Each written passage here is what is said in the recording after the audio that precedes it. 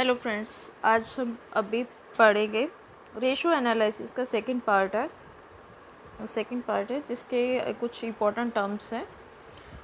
इसमें सबसे पहले इम्पोर्टेंट टर्म में आती है liabilities have the credit balance and assets have the debit balance. Liabilities हैं वो उसमें हमेशा क्रेडिट बैलेंस ही शो होता है और एसेट साइड में होता है डेबिट बैलेंस होता है शो होता है।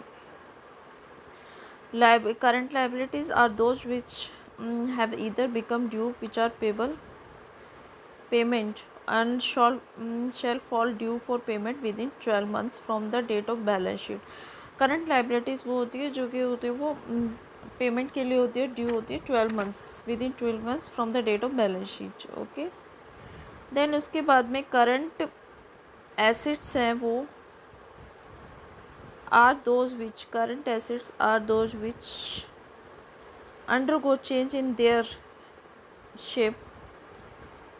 मतलब करंट एसेट जो कि होते हैं वो कैश के अंदर कन्वर्ट होते हैं या फिर उनकी शेप चेंज होती है विद इन 12 मंथ। दिस और ऑल्सो वर्किंग कैपिटल और ग्रॉस वर्किंग कैपिटल। उसके बाद में है net worth and long term liabilities हैं, उसको हम बोलते हैं long term source of fund कहा जाता है। करंट लाइबिलिटीज़ हैं उनको short term source of fund कहते हैं।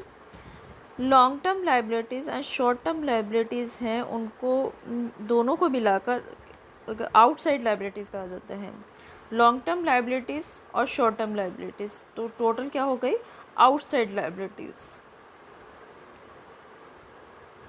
इसमें सिर्फ लॉन्ग टर्म लाइबिलिटीज़ और शॉर्ट टर्म लाइबिलिटीज़ आएगी। मतलब long term liability and current liabilities को काउंट करेंगे तो वो क्या होगी, आउटसाइड लाइबिलिटीज़, बाहर से जो पैसा उधारी लिया गया है, जो लाइबिलिटीज़ पे करनी है उसको बोलेंगे outside liabilities. Current assets are short use of funds. Assets other than current assets are long term use of fund. Assets के अंदर जो करंट एसेट के अलावा है उनको बोलते हैं long term use of funds होते हैं। Instalment of the term loan payable in 12 months are to be taken as current liabilities only for calculation of current ratio और क्विक रेशो। करंट रेशो और क्विक रेशो के calculation के लिए जो term loan है जिनका जो उनका जो 12 मंथ्स के अंदर रीपेबल है उनको करंट लाइबिलिटीज़ के अंदर काउंट कर लेते हैं इंस्टॉलमेंट को।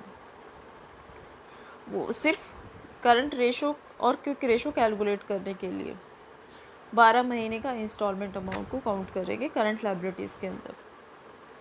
If there is profit it shall become part of net worth under the head reserve and if there is lot it become part of the intangible asset. जैसे पहले बताया था, जो प्रॉफिट होगा कंपनी को, जो प्रॉफिट होगा उसको वो पार्ट बनेगा नेटवर्थ का, अगर लॉस होगा तो वो पार्ट बनेगा इंटेंजिबल एसेट्स का।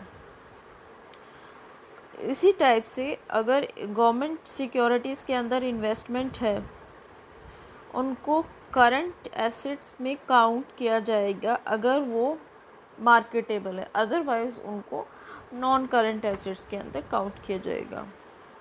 उसके बाद में आता है अगर कोई जो बोनस शेयर होते हैं,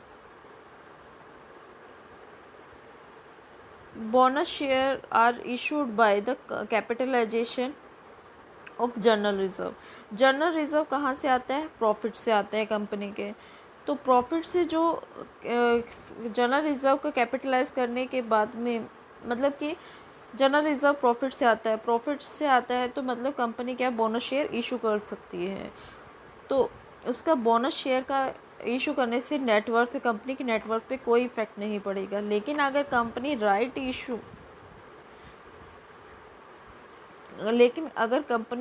इशू करेगी तो उस केस में नेटवर्थ और करंट रेशो दोनों ही चेंज होते हैं।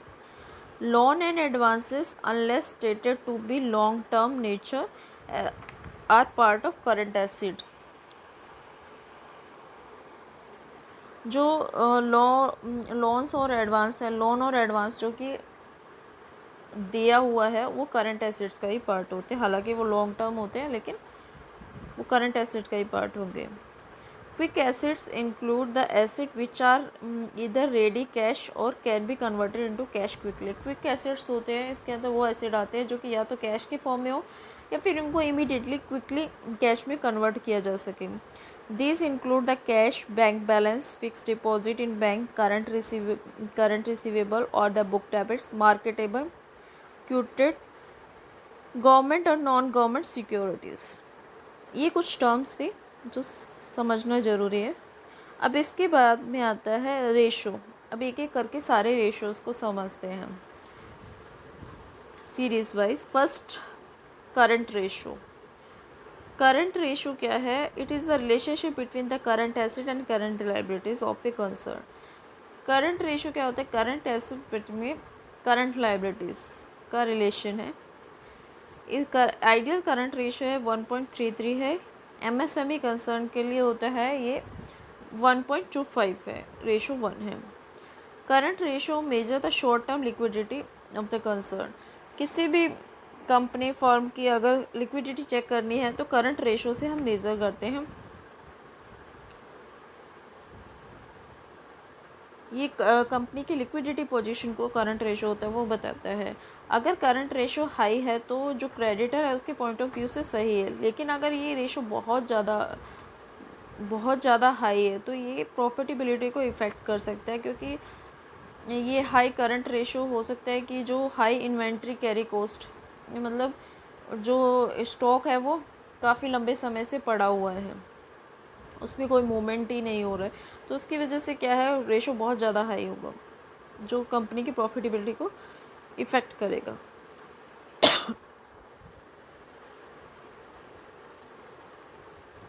current ratio shows the liquidity at a particular point of time.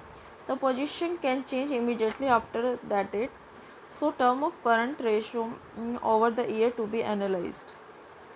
Current ratio to be studied with the changes of net working capital.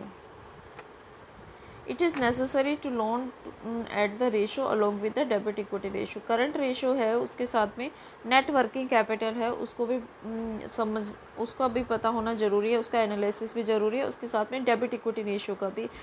तो उससे हम क्या कर सकते हैं, उसकी लिक्विडिटी जो कंपनी फर्म है उसकी लिक्विडिटी पोजीशन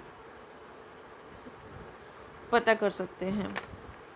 उसके बाद में आता है net working capital. Net working capital होता है करंट एसेट्स माइनस में करंट लाइबिलिटीज़, और it may be say that surplus of long term sources over the long term uses. Long term sources और लॉन्ग टर्म यूजेस तो आपको पता है, ये पहले मैंने आपको बता दिया है। उसके बाद में आता है एसिड टेस्ट रेशो और क्विक रेशो। क्विक रेशो क्या होता है? Quick current assets divided by current liabilities. Quick current asset that can be converted into cash immediately or in form of cash, that is called quick current assets. Debit equity ratio. Debit equity ratio मतलब कि उसकी company की net worth पे उसकी liabilities कितनी है उसको पता करने के लिए डेबिट इक्विटी रेशो निकालते हैं। तो डेबिट इक्विटी रेशो क्या होता है? Long term outside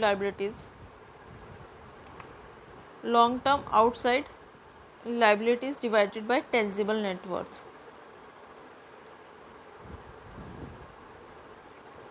tangible net worth क्या होता है? Total of capital, reserve and surplus minus में इंटेंजिबल एसेट्स हो जाएगा। उसके बाद में आता है प्रोप्राइटरी रेशो। प्रोप्राइटरी रेशो है वो किस लिए निकालते हैं,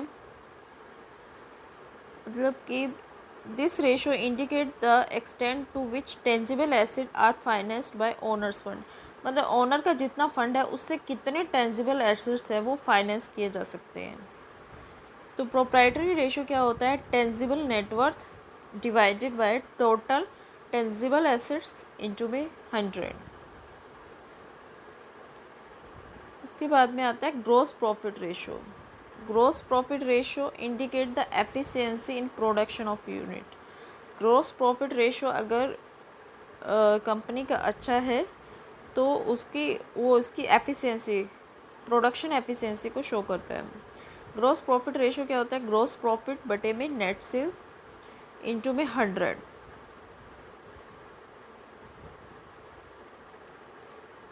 it by comparing gross profit ratio to net sale, we can arrive at the gross profit ratio, which indicate the manufacturing efficiency as well as pricing policy of concern. इसी में gross profit फिर क्या होता है? Sales minus में cost of goods sold. तो gross profit ratio क्या हो जाएगा? सेल्स माइनस में cost of goods sale but ए में नेट सेल्स इंटू में 100। इसके बाद में आता है operating profit ratio. Operating ratio क्या हो जाएगा? ऑपरेटिंग प्रॉफिट बटे में नेट सेल्स इंटू में 100। Higher the ratio indicate the operational efficiency. जितना अच्छा रेशो होगा ये, उतना ज़्यादा अच्छी ऑपरेशन एफिशिएंसी को शो करेगा। Net profit ratio net profit divided by net sales into में 100, ये ओवरऑल प्रॉफिटेबिलिटी को बताता है। देन उसके बाद में है स्टॉक इन्वेंट्री टर्नओवर रेशो। ये क्या होता है? सेल्स बटे में average stock. Average inventory is equal to opening stock plus में closing stock divided by 2। This ratio indicate the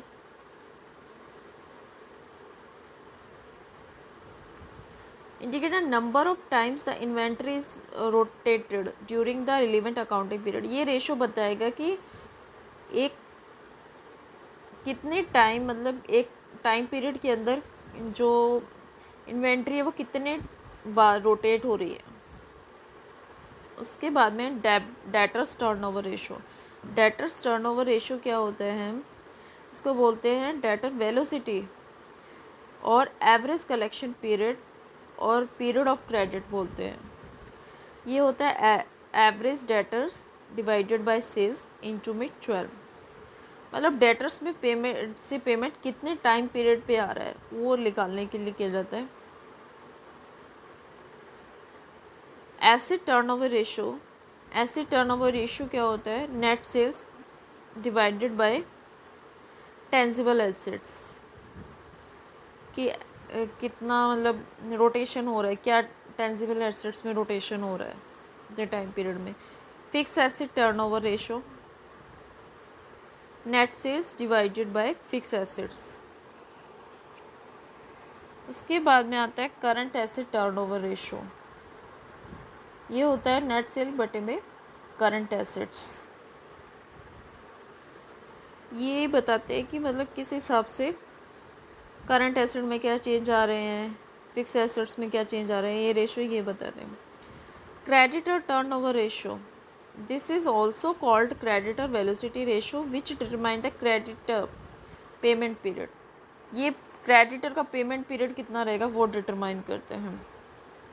उसके बाद में है last and important ratio is debit service coverage ratio.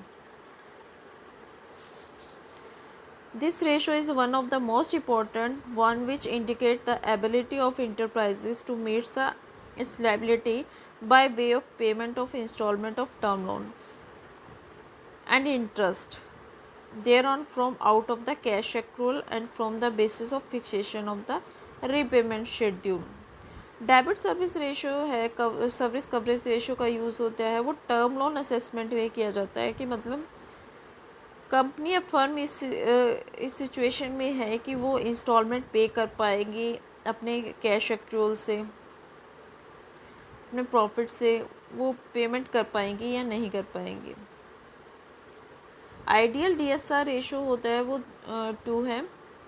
DSR ratio is equal to क्या होता है? Profit after tax plus में depreciation plus में annual interest on long term loan and liabilities divided by annual interest on long term loan and liabilities plus में annual installment payable on long term loan and liabilities। ये हो गया debit service coverage ratio. Okay, thank you.